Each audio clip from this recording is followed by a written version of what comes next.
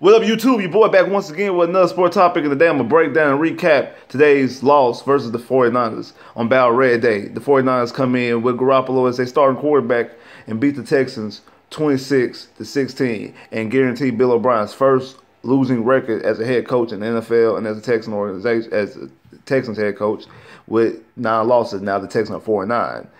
Not really much to break down the game because since the loss on Monday Night Football against the Ravens, we knew that the chances for the Texans to make the playoffs was out of there. Even if they would go off and win win everything else after that game and be 9-7, the chances of them making the playoffs were very slim because of the records that the Titans and the Jags held. But speaking of Titans, in my last video last week breaking down the Titans game, a lot of Titans fans went in my comment sections and getting on me, calling me a hater and things like that, which I thought was funny. Now, in fairness to the Titan fans, because if you never watched none of my videos, you won't know how I am and how I feel about certain people and certain players. But, like I said, in fairness, the way that my voice sounded, the way that I sounded while I was talking about the game, I did kind of sound like I was drugged out. My tone sound haterish. And that, I apologize. I didn't mean for my tone to be that way. It came across the way because I was losing in my fantasy team, and that knocked me out of getting the first round bye of the playoffs. So that was my only upset last week. Yes, I want the Texans to win, but I knew they weren't going to make the playoffs. But I don't take back a saying about how the offense looked stagnant all season, and the offense should look better when you have a second quarterback taken second overall. I don't take that back.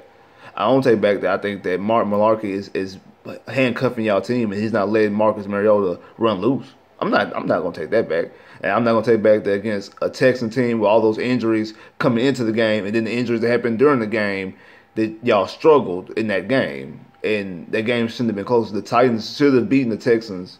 The Titans were 7-4 going to that game. The Titans should beat the Texans by 15, by 2 touchdowns. It should have been a 2-touchdown game, but to Savage throws that pick, it was a 4-point game, so that shouldn't happen. But that's last week. Now this week, and both teams are bad. I mean, the 49ers are a 2-10 team coming into this game. The Texans were a 4-8 team coming to this game, and the 49ers just bad all the way around. I mean, they had the second pick in the draft last year, so they've been bad for the past 2 years.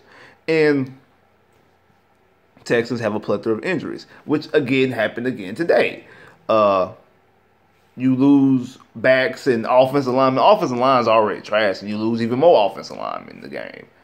And is it just me, or people been clamoring since like probably after the second game that Tom Savage started to put in TJ Yates, because we know that there's nothing we could do with Tom Savage, so why is Tom Savage still out there? So how come Tom Savage gets hurt and gets a concussion? Like I said, he gets hurt every single year.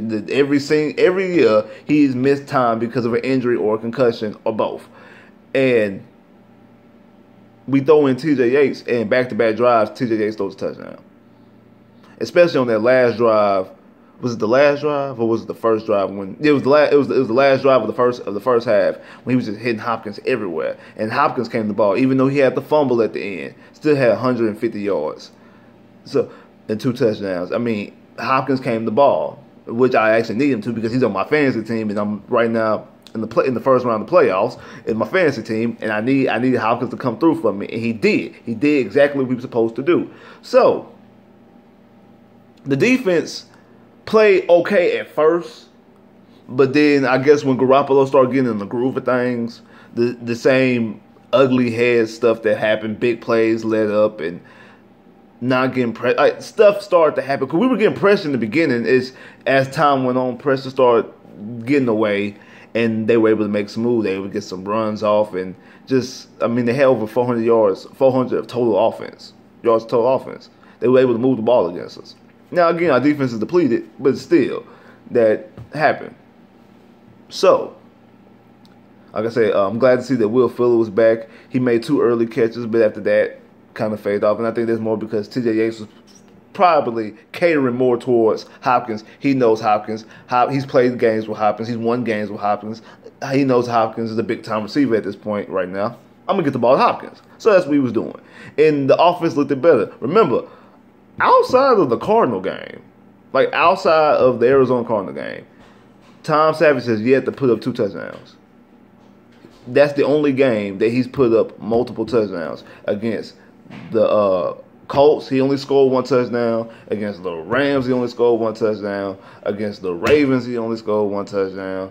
Against the Titans, he doesn't put up points. And that's what I was trying to tell Titan fans last week, that the offense stalled out in the offense stalled out in the red zone, and they want to tell me it's because of the way their defense was playing. No, it's because of the way our offense. It's our offense. Like, without Deshaun Watson or without a capable quarterback. And I know we've been saying this for years, and people can sit there and say woulda, coulda, shouldas all they want to about injuries, but the facts are what the facts are. That with Deshaun Watson offense can score, under Tom Savage offense can't. And then you throw in TJ Yates, and what happens? The offense starts scoring again. Now, I know it's the 49ers. I'm not stupid. The 49ers are a 2-10 team coming into this game. I'm not stupid at that. But they're still able to move the ball. Everybody knows the ball going to Hopkins. Now, again, a little pressure might have been off him now because Fuller in the game, and Fuller got 7 touchdowns. He's, 4th in the NFL with touchdowns? So they know he's a threat as well. They know he's a viable second option. So they can't just fully focus their attention on Hopkins like they did the last 2 weeks when it was just Hopkins out there with no Bruce Ellington, nobody else, and just Hopkins by itself. This time he had some help, so they was able to give him some cushion, some room. He still was making plays. Like I said, I criticized Hopkins coming into the season, and then the first 2 games of the season, I criticized Hopkins. I take all those criticisms back because Hopkins has played his ass off this season. Over 1,200 yards, 11 touchdowns. He's tied his career high with touchdowns. 1 more touchdowns. He has a career high and a franchise record for the most touchdowns in the season by receiver because he already has that record. He already has that record with having 11 touchdowns prior. So, 11 touchdowns. He's on track to get 1,500 yards. He has 1,200 yards with 3 games left to go. So, he should, over 1,200 yards. So, he should get 1,500 yards and probably, I say, maybe 2 more touchdowns. So you're looking at 1,500 yards, 13 touchdowns. He's going to have, and he was top 5 in all major receiving categories. He's 2nd in yards. He was tied for 1st in touchdowns, and now he regained lean with the 2 he had today. We're gonna see what Brown does, and then he also was 4th in catches, and so. So he really is a lead receiver. So I take back all the bad stuff that I say. Even though it wasn't bad, it was just that I always felt that Hopkins wasn't an Andre Johnson type, that he wasn't dominated. But I take all that back because he really is the truth. There's that funny video out there when he's saying, when they say you're the best in the game doing it right now. He like, yeah, I know. I fell out laughing, but I like that. I like that confidence, and yeah, he's definitely top 3.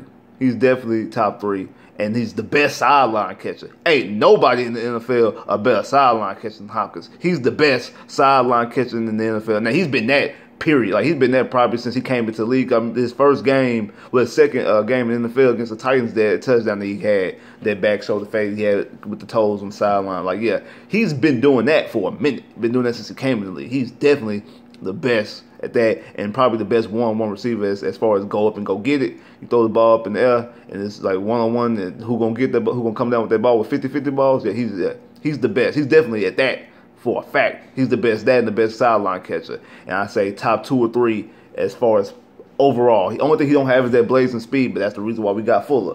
But I'm gonna talk about the meat of what I really want to talk about. I want to talk about this coming into this game. I didn't get a chance to do a preview video, but this is what I want to talk about. Collie Fairbairn. I feel that because his leg he has a strong leg, that we're going to bring him back next year, but we're going to have a competition.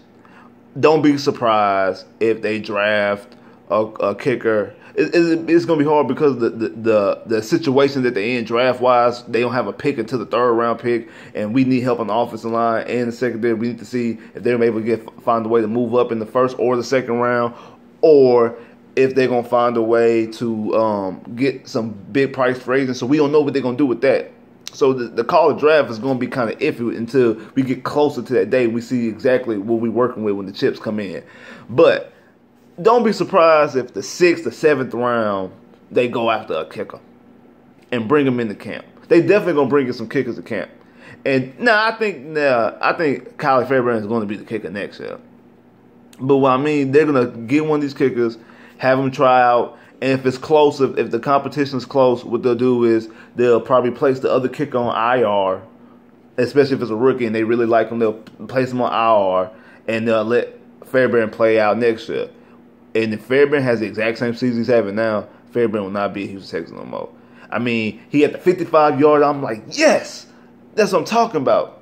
Then he scored a touchdown. He missed the field goal. Now, Nick Novak mixed extra points every now and again, but inside the 50, he was money. Any field goal inside the 50 as a Texan, he was 100%. It's just when you get after them 50s, it started getting a little dicey. You can't really blame that on him because he don't have as strong of a leg. The real reason why they took Fairbairn is because he had a stronger leg for the kickoff returns and kickoffs, because we weren't getting touchbacks. We were letting people able to return kicks, and they were getting short kicks because of how Nick Novak's leg wasn't as strong as Fairbairn. That's one of the reasons. And two, to go after those 55 yards and those 52-yard field goals, because we should be able to hit them more consistently with Fairbairn. But Fairbairn's not accurate, because last week, he missed a 40-some yarder, and he missed a chip 28-yard. Now, I'm not going to crush him completely for that 52-yard miss, because it's over 50. 50-yard field goals, I'm not about, you made a 55 one. But we really needed that. I needed one for my fantasy team, because that would have gave me 10 fantasy points. But then you missed it and you cost me a point. But then the extra points, like now what is this, 3rd or 4th extra point you missed this season? Okay, now you're starting to miss extra points on the regular. You're starting to do that a little bit too much now. Like when you was doing it with Deshaun Watson was getting you 4 or 5 touchdowns a game. So you miss one every now and again there. Okay, that's cool. We got 5 of them. Well, we could afford to miss one. But now when points come at a premium, that we definitely need points. We need every single point we can get. And you coming up short, you missing these extra points. Yeah, I can't really rock with you like that. So we're going to give you one more shot next year. But you're going to have competition. And if we see the same thing, we're going to have to cut you loose. That's what I'm really thinking. Because I don't know.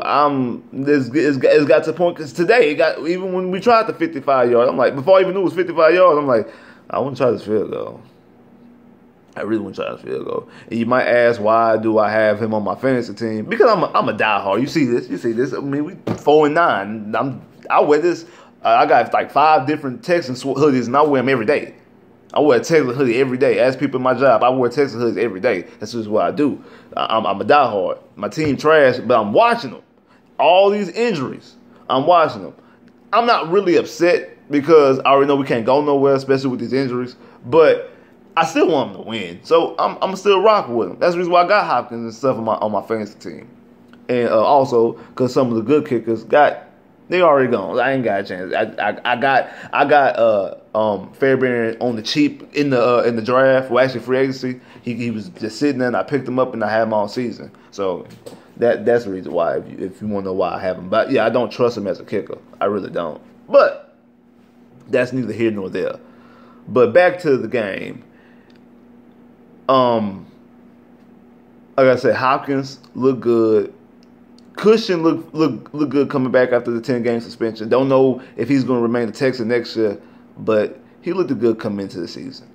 I had a request for me to do a mock draft. I'm going to look more into the college football. Kind of hard to do a mock draft because we don't know who's having what. So I'm going to be putting some stuff together. I won't do a mock draft video until I at least know draft order of some capacity for the first round. So I can be have a very clear view of what I want to do and what I think who will go where, and also who's saying they coming back, who's saying they going to the draft, stuff like that. So I need to get more information before I'm gonna do one. But I will do one, definitely. I will do a mock draft. One I was gonna do one anyway, but especially now I got the request, I'm gonna do one. So like, share, subscribe if you haven't, comment below if you haven't, click that bell to get more videos. I'll holla.